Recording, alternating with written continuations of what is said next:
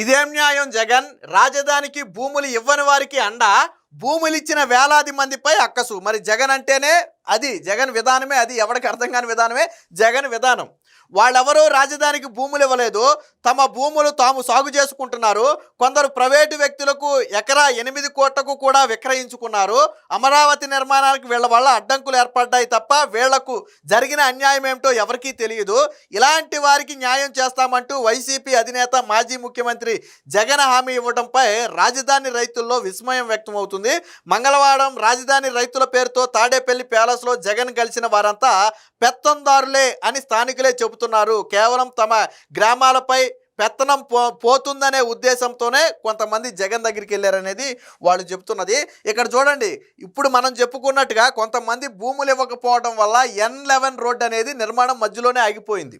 So 2014 నుంచి వారు అమరావతికి వ్యతిరేకమే, రాజకీయం పెత్తనం కోసం మాత్రమే ఆ వైఖరి. నాడు వాళ్లతో కలిసి హైకోర్టులో కేసును వేసిన వ్యక్తులు కూడా అందులో ఉన్నారట.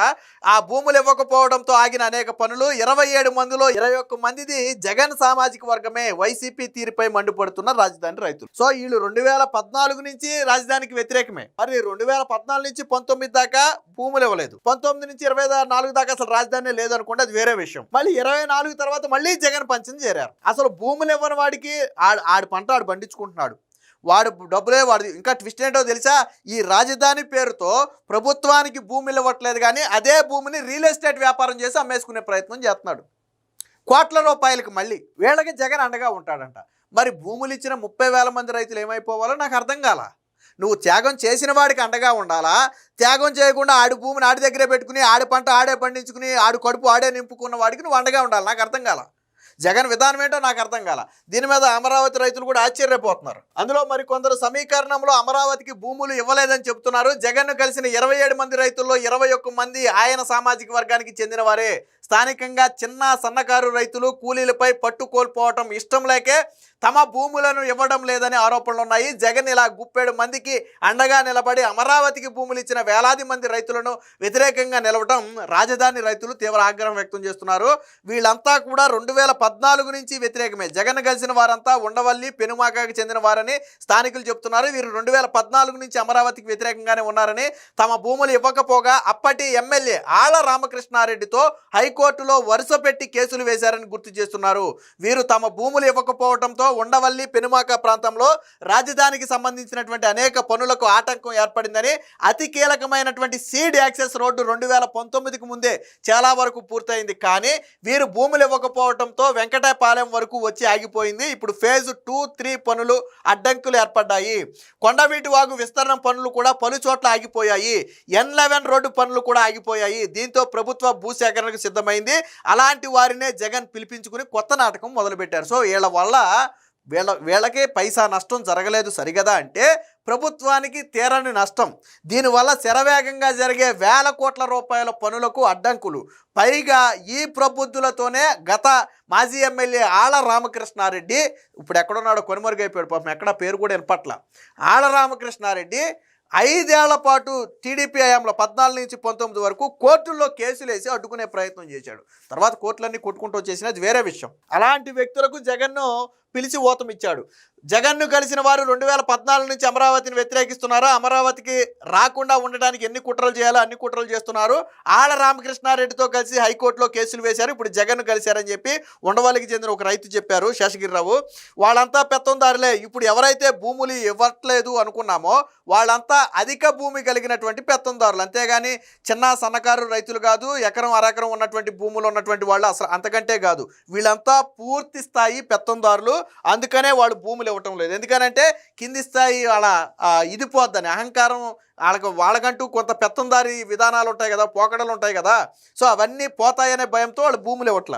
అమరావతిని దెబ్బతీయాలనే ఉద్దేశంతోనే జగన్మోహన్ రెడ్డి కలిశారు. అమరావతి శరవేగంగా అభివృద్ధి చెందుతుంటే జగన్ను చూడలేకే ఇలాంటి కుట్రలు పొందుతున్నారనేది మరొక రైతు చెప్పినటువంటి మాట.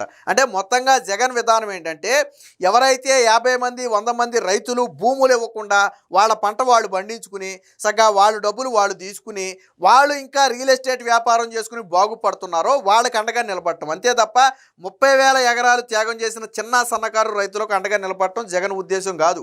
పెత్తందారులకు అండగా నిలబడటమే జగన్ ఉద్దేశం. అది నిన్న అమరావతి రైతులను కలిసిన తర్వాత జగన్మోహన్ రెడ్డి విధానం పూర్తి స్థాయిలో బయటపడింది. నిన్న జగన్మోహన్ రెడ్డిని కొంతమంది అమరావతి రైతుల ముసుగులో కలిశారు. దీని గురించి ఆల్రెడీ మాట్లాడుకున్నాం. విచిత్రం ఏంటంటే మొత్తంగా 27-28 మంది రైతులు కలిస్తే 21 మంది జగన్ సామాజిక వర్గానికి చెందిన వాళ్లే. మరి అమరావతి అంటేనే కమరావతి, అందులో అంతా కమ్మ వాళ్లే ఉంటారన్న జగన్మోహన్ రెడ్డి దాదాపు 28 మందిని కలిస్తే 27 మందిని కలిస్తే 21 మంది తన సామాజిక వర్గాన్ని నుంచి ఎలా వచ్చారో నాకైతే అర్థం కాల.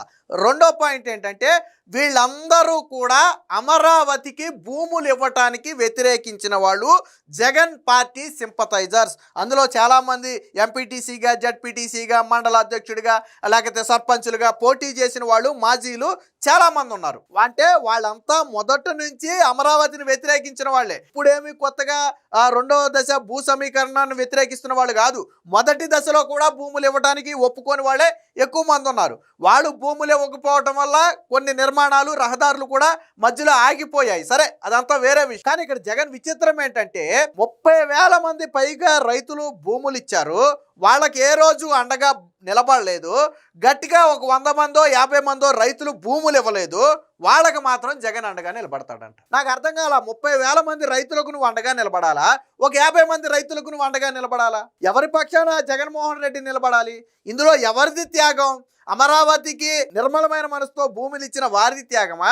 అమరావతి నిర్మాణం ఎలా జరుగుద్దో మేము చూస్తాం, మా భూములు ఇవ్వమని అడ్డుకున్న వాడిది త్యాగమా? నువ్వు త్యాగం చేసిన వాడికి అండగా నిలబడాలా, భూములు ఇవ్వని వాడికి అండగా నిలబడాలా? అసలు భూములు ఇవ్వని వాడికి ఇంకా ప్రభుత్వం నుంచి ఆడికి నెప్పేంది నాకు అర్థం కాల. భూములు ఇవ్వని వాడికి నెప్పేంటి? నేను భూములు ఇవ్వనని కరాకండి కూర్చున్నాడు, ఇంకా ఆడికి నువ్వు అండగా నిలబడేదేంటి నాకు అర్థం కాల. భూములు ఇచ్చిన వాడికి కదా నువ్వు అండగా నిలబడాలి.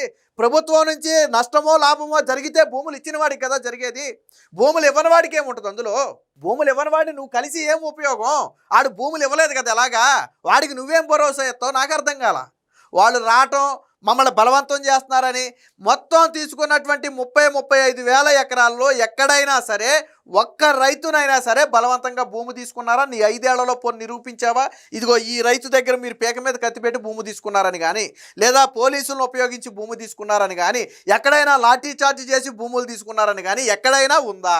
మొత్తం సామరస్యంగా కూర్చోబెట్టి రైతులను ఒప్పించి మీటింగులు పెట్టి చంద్రబాబు గారే స్వయంగా హామీ ఇచ్చి తీసుకున్నటువంటి భూము. ఏ సభ దగ్గర కూడా ఒక్క పోలీసును కూడా వాళ్ళ ఏ రోజు కూడా.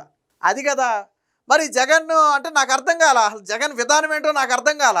ఇప్పుడు ఆల్రెడీ నువ్వు రాజధానికి వ్యతిరేకం, వాళ్ళు వ్యతిరేకమే. జోగి కలిస్తే బూడిదిరాలినట్టుగా అసలు భూములు ఇవ్వని వాడికి రాజధానికి వ్యతిరేకమైన వాడు ఇద్దరు కలిస్తే ఏం ఉపయోగం నాకు అర్థం కాల.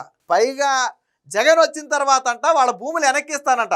రాజధానికి భూమి ఇచ్చిన ఏ రైతు అయినా సరే మా భూమి వెనక్కి ఇవ్వండి అని జగన్ అడిగాడా? రాజధానికి 30,000 మంది భూములు ఇచ్చారు అనుకుంటే ఆ 30,000 మంది రైతుల్లో ఏ ఒక్క రైతైనా మా భూమి మాకు ఇచ్చేయండి అని ప్రభుత్వాన్ని అడిగాడా? నిన్ను అడిగాడా? అడగలేదు కదా.